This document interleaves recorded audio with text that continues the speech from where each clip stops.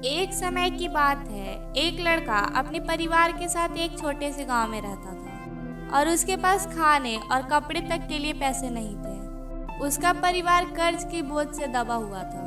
वो अपनी सिचुएशन से तंग आकर एक गुरुजी के पास जाता है और कहता है, गुरुजी मैं बहुत परेशान हूँ। मेरे पास खाने और कपड़ों तक के लिए भी पैसे नहीं है। मेरा परिवार कर्ज की बोझ से दबा हुआ है। मैं चाहता हूँ कि मैं अपने परिवार को एक अच्छी लाइफ दे सकूँ और वो सब कर सकूँ जो वो चाहते हैं, बट इन सब के लिए ज़रूरी है पैसा, जो कि मेरे पास नहीं है। आप प्लीज़ कोई ऐसा उपाय बताइए जिससे मैं इन सारी प्रॉब्लम से छुटकारा पा सकूँ। गुरुजी ने कहा, मेरे साथ चलो, और उसे एक ऐसी जगह ले गए जहाँ समुद्र के दोनों किनारों पर बहुत सारे कंकड़ पड़े हुए थे। गुरुजी ने कहा, इन सारे कंकड़ में से एक ऐसा कंकड़ होगा जिसे किसी वस्तु पर रखने से वो सोने का बन जाएगा। तब उस लड़के ने पूछा, मैं इतने सारे कंकड़ में से उस कंकड़ को पहचानूंगा कैसे?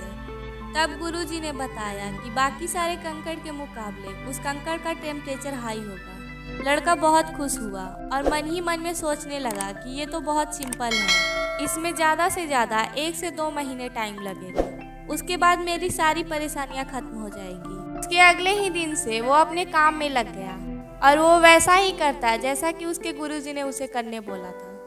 वो एक एक कंकड़ को अपने हाथ में लेता और उसके टेम्परेचर को फील करके उसे वापस समुद्र में फेंक देता, क्योंकि अगर वो उस कंकड़ को वापस वहीं छोड़ देगा तो उसे दोबारा से मेहनत करनी पड़ेगी। धीरे धीरे समय बीतता गया। अब तक 4 महीने बीत चुके थे।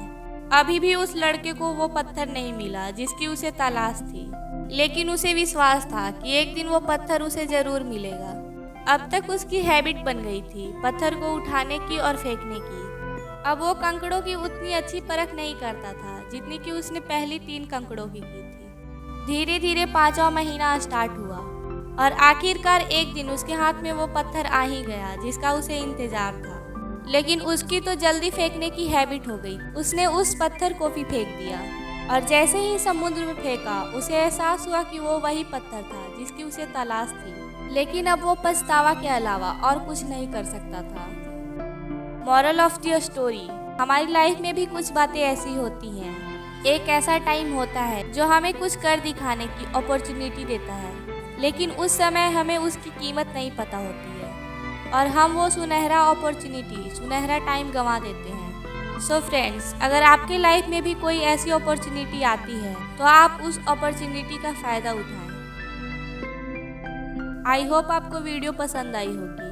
वीडियो अच्छा लगे तो लाइक और शेयर कर दें और हमें कमेंट करके ज़रूर बताएं कि आपको वीडियो कैसी लगी। इसी तरह की और भी वीडियोस देखने के लिए हमारे चैनल को सब्सक्राइब कर दें। Thanks for watching my video.